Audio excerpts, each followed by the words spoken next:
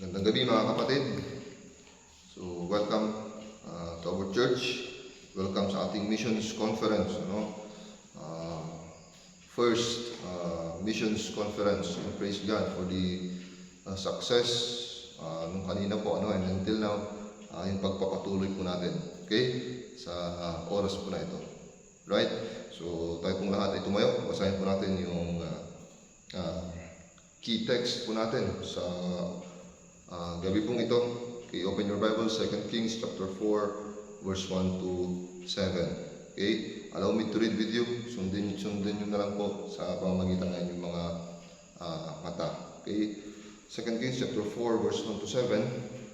The Bible says, Now there cried certain woman, the wives of the sons of the prophets, unto Elisha, saying, Thy servant, my husband, is dead, and thou knowest that thy servant did fear the Lord, and the creditor is come to take him, my two sons, to be bondmen.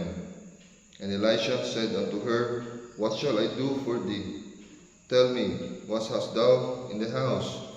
And she said, Thine handmaid hath not anything in the house, save a pot of oil. Then he said, Go borrow thee vessels abroad, of all thy neighbors, even empty vessels, borrow not a few. And when thou art come in, thou shalt shut the door upon thee and upon thy sons, and shalt pour out in those vessels, and thou shalt set aside that which is full. So she went from him and shut the door, and upon her sons, who brought the vessels to her, she poured out.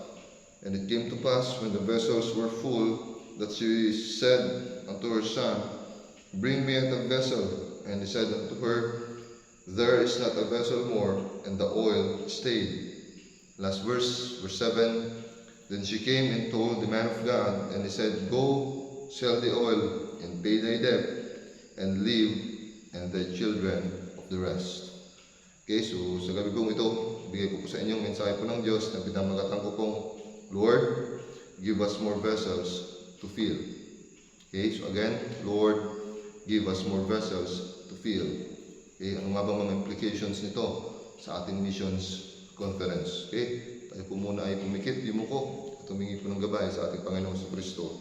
Father, with a great privilege once again to stand behind this pulpit. Salamat po sa aming missions conference. Marami pong salamat sa inyong biyaya. Salamat po sa inyong pagmamahal sa bawat isa po sa amin. At salamat po dahil naumpisan po namin ang aming pong missions conference.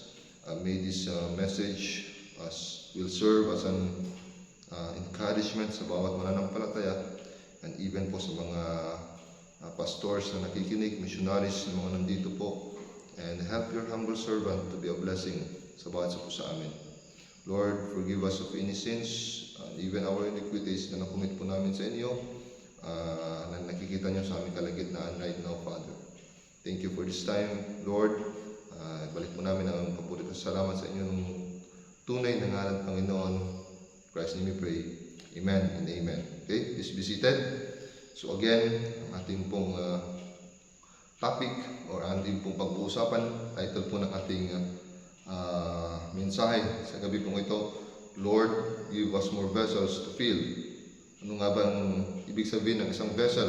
Okay, meron po kasing vessel dyan, inutusan ni Elisha itong isang woman na vessel. Okay, umiram ka ng vessel sa mga kapitbahay mo. Sa kwento, andun yung isang woman, kumuha siya ng vessel. And sabi ni Elisha, the man of God, punta ka dun sa bahay ninyo. Okay, pumunta ka doon, tapos sarado mo yung pintuan kasama ng mga anak mo, and then doon, nagsimula po yung pagpapala po ng Diyos sa kanila. But meron nagkaroon ng problem. Mamaya, tignan po natin yan. Okay, what is a vessel? What is implied to the believers? Pero ito po yung muna yung vessel. Vessel na nakikita natin, yung with Christ, yung may vessel, yun po yun, parang container. A cask or utensils proper for holding liquors and other things such as tun, pipe, barrel, firkin, bottle, kettle, cup, dish, and even to the others. Yung anong pwedeng ilagay, doon lahat. Iba ang Old Testament, uso po yan. Sa atin yan, parang mga banga. Wala ng mga banga. Ano? Yung pong ginagamit na vessels, pwedeng paglagyan, pwedeng pag-imbagan, tubig, kung ano pong pwede natin ikarga dyan.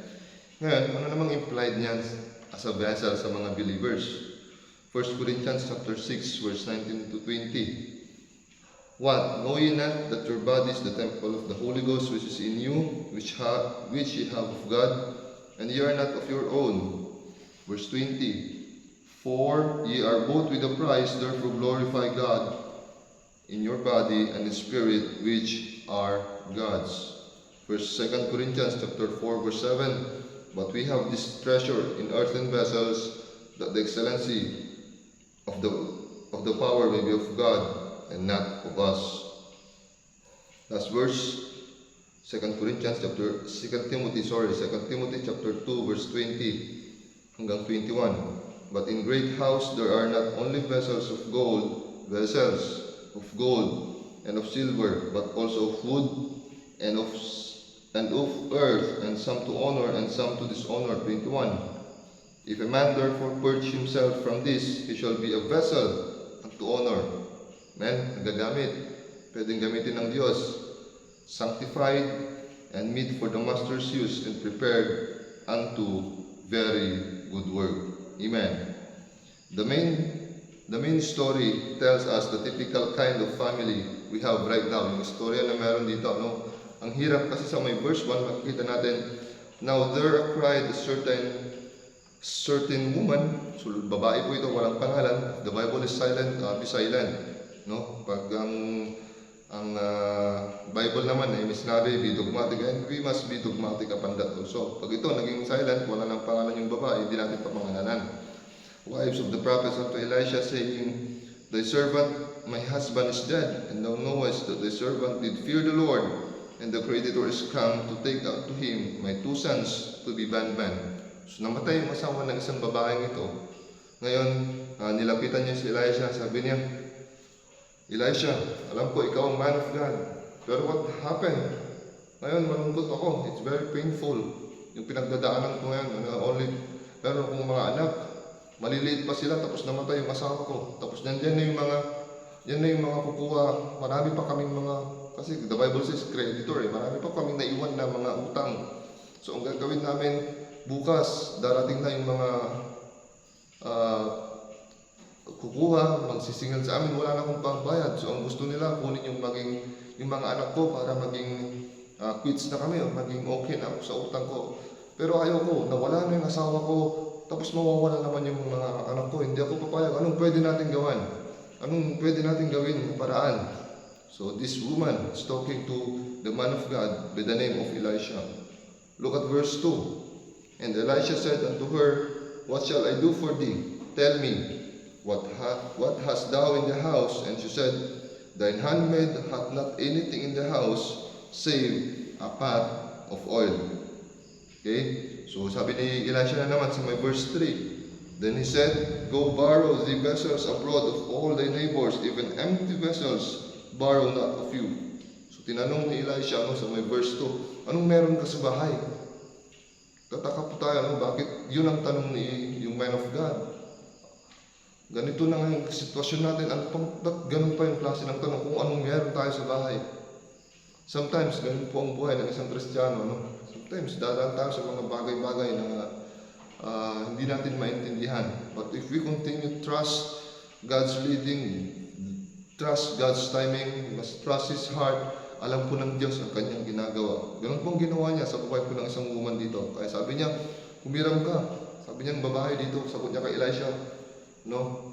Meron naman akong konting oil doon. Pero sabi ni Elisha, humiram ka ng mga empty vessels, kahit ilan sa mga kapitbahay mo, kahit gaano karami. At bumalik ka at pagpapalain at ipapakita ng Diyos yung miracle niya sa inyo.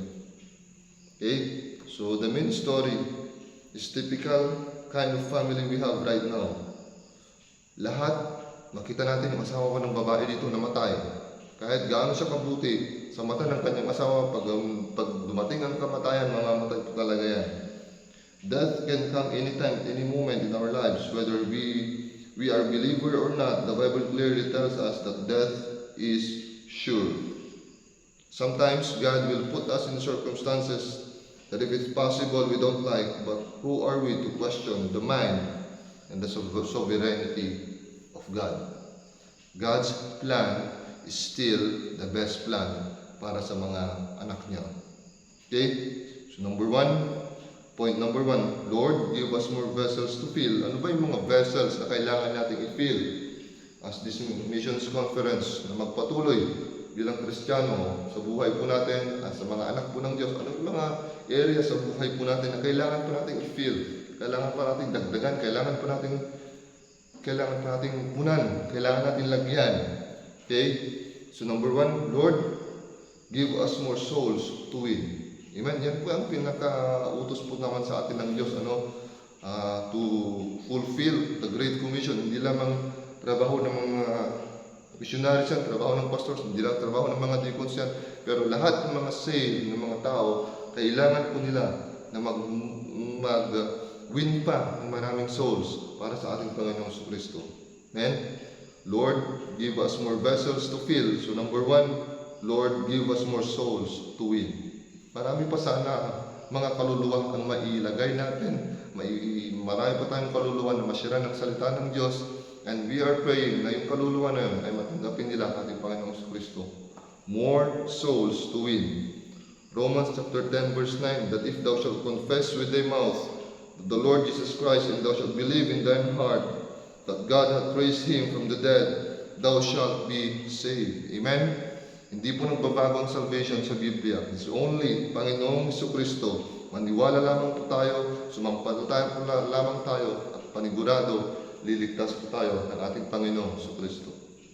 Mark chapter 16 verse 15, and He said unto them, Go ye into all the world, and preach the gospel to every creature.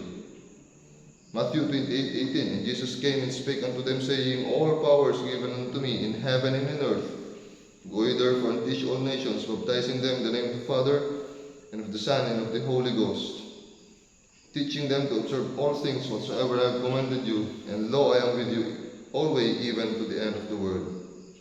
Soul winning is the main heartbeat of the church. Amen. And it must be always our heart too.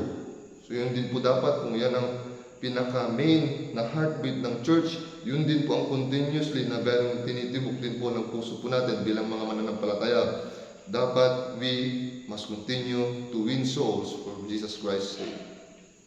We must continue to win souls because this is the command for us believers. Okay? Our part is go, the Holy Spirit is to convict, and the sinner's part is to receive Christ as their personal Savior. Bakit kailangan natin mag-soul win? It is a command.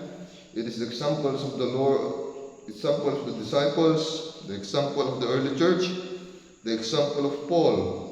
The Bible tells us also, pag mag-win tayo ng kaluluwa, it is wise. Proverbs 11:30, the fruit of the righteous is the tree of life, and he that winneth souls is wise.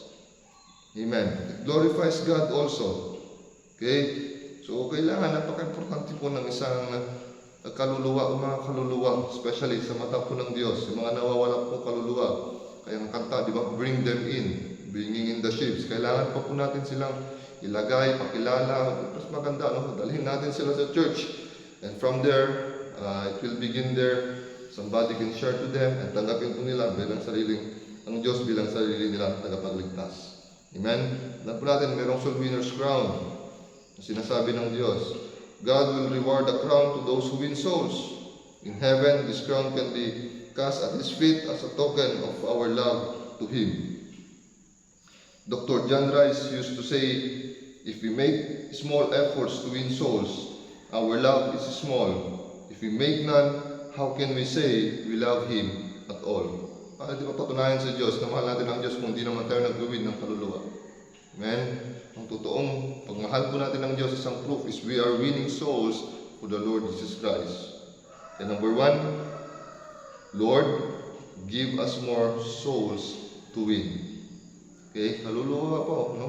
Lord, marami pong kaluluwa, opportunity pa po to share your word, opportunity na mag-tract distribution, ipakilala na po sa mga nawawalang kaluluwa. Yun ang isang vessels natin na kailangan pong punan bilang mga Kristiyano. Amen? Pangalawa, Lord, give us more strength to do Thy will. Strength, kalakasan naman para gawin o gampanan ang kalooban ng Diyos sa buhay po natin. Okay? Lord, give us more strength to do Thy will. We believers sometimes can feel tiredness. Minsan napapagod din tayo. Pero ang nagpapalakas pa rin sa atin, it's not ourselves, pero ang nagpapalakas pa physically and spiritually is wala na pong iba, ang Diyos at ang salita po ng Diyos. Amen. He enables us and strengthens us in our daily lives. The main source of our strength is no other than our Lord Jesus Christ, whatever the kind of strength that we need. We must not consider our own strength, but we must always consider the power of God in our lives. Psalm 62 verse 11, Psalm 59 verse 16, okay? Psalm 63 verse 2, and 1 Chronicles verse 29 to 11. Sabi nga nila, die to self, die to criticism, and die to praise. Huwag yung puro sarili mo, ano? Patay na po tayo lahat dyan. Kaya importante, ginoglorify po natin lagi ang ating Panginoon sa Kristo, even sa mga strength po natin. Ano, no? Wala kang strength, paano ka gagawa kung di mo ni-acknowledge? Kaya tayong mga nagtatrabaho, first thing first na dapat ginagawa natin pagkagising pa natin sa umaga, hingi tayo ng gabay sa ating Panginoon Kristo, hingi tayo muli ng lakas na siya lamang po ang source ng magiging kalakasan natin within that day, ang ating Panginoong Kristo. Okay? Story of Samson, marami po yan, pero Diyos lamang po ang nagpapalakas sa isang tao at Diyos lamang din po may kakayahan na pahinahin din ang isang tao. Philippians chapter 4 verse 13, I can do all things through Christ which strengtheneth me. Exodus chapter 15 verse 2, the Lord is my strength and song. Okay? Sabi niya, the Lord is my strength. Ang Diyos ang aking kalakasan. Psalm 73 verse 26, my flesh and my heart faileth, but God is the strength of my heart, my portion forever. Okay? Yun po, no? Kalakasan. Yung una, anong mga vessels ang kailangan natin punan? Yung number 1 na nakita po natin dito is, Lord, give us more souls to win. Pangalawa, Lord, give us more strength to do Thy will. And then pangatlo, okay, Lord, give us more missions and missionaries to pray and support. Bigyan niyo po kami ng missionaries na support, na ipanalangin, and we will support them financially, and we will pray for them and support them financially. Missions at missionaries. Okay? Lord, give us more vessels in area ng missions at missionaries na patuloy tayo mag-support ng mga missionaries. Sabi nga ni Pastor Nablet, di ba? Ang missions ng isang church is the missions. Amen? Kaya dapat nagpapatuloy po tayo sa missions. Kailangan po ng isang church. Yes, we need soul winning. We need also mga missions. Paul's first missionary journey in Acts chapter 13 verse 14. Nagpatuloy po yan. Cyprus, Asia Minor, Iconium, tsaka sa Lystra. Paul's second missionary journey in Acts chapter 6, 15, 36. And then chapter 18 verse 20 hanggang 22. Sa Lystra, and even others, sa Macedonia, Thessalonica, Berea, Athens, marami pa po, hanggang sa third missionary journey. Kaya importante po ang missionary at mission sa Bible, especially po sa life ni Apostle Paul. Okay? Kung sino man ang hindi dapat nawawala sa ating mga prayer requests ay yung mga missions na tumutulong at tinutulungan tayo. At the same time, yung pinapanalangin din po natin. They urgently need our prayers because they are also battling with Satan from time to time. Kung meron man isa sa inahangaan natin is mga missionaries willing to leave their comfort zone and go to the mission field. Okay? Acts 20 verse 24. But none of these things move me, neither count of my life dear unto myself, so that I might finish my course with joy, and the ministry which I have received of the Lord Jesus, to testify the gospel of the grace of God. Okay? So last vessel na dapat meron sa atin, Lord, give us more ministry to be a blessing. Amen? Ministry. You pray for more ministry. Yes, binibigyan tayo ng kanya-kanyang gift ng Diyos sa loob po ng church, sa loob ng church. Pero mas maganda kung meron din po sana tayong ministry na pinagkatiwala ng Diyos na patuloy po yan nagagamit at ginagamit natin sa Panginoong Kristo. What is not in the ministry? Ano nga po paano sa ating mga may ministry dito sa loob ng church? Tandaan po natin, ano yung mga dapat hindi natin at hindi dapat sa isang ministry.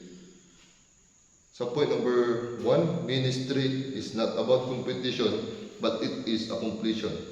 Okay? Hindi yan competition. Ang ministry hindi competition, kundi completion. Run the race. Okay? May tinakanya-kanya po tayong tinatakbo. Acts 20 verse 24. Philippians chapter 4 verse 14. And ministry is not about money, but being holy. Amen? Wala dapat wala yung mga na-involve sa ministry, wala dapat na nai-involve na pera lang yan, pera hindi po. Ang ministry is not about money, but being holy. We cannot attain pagiging perfect ng isang tao, pero yung pagiging makita nila ang Diyos bilang isang Kristiyano, kung anong sinasabi ng Diyos bilang isang Kristiyano dito sa Biblia, yun po dapat nakikita ng mga tao. It's not about the money per se. Ministry is not always a bed of roses. Amen? Hindi po basta-basta, mahirap ang nasa ministry, mahirap. Pero bandang dulo, God will reward us, and God will reward your faith and your faithfulness to Him. And lastly, ministry is not about your physical appearance, but it's always about the heart. Hindi kung ano yung itsura natin, kung anong meron tayong itsura sa ministry, ang meron dyan, importante yung heart at yung calling natin in the ministry. 1 Timothy, nakikita natin yan sa may 1 Timothy chapter 1 verse 12. Diyos ang nagtatawag ng mga tao sa ministry at Diyos din ang naglalagay ng tao sa ministry. Don't abuse your ministry. Don't abuse the man of God in the ministry. We must not glorify ourselves, but learn and practice to give God the glory and praises alone.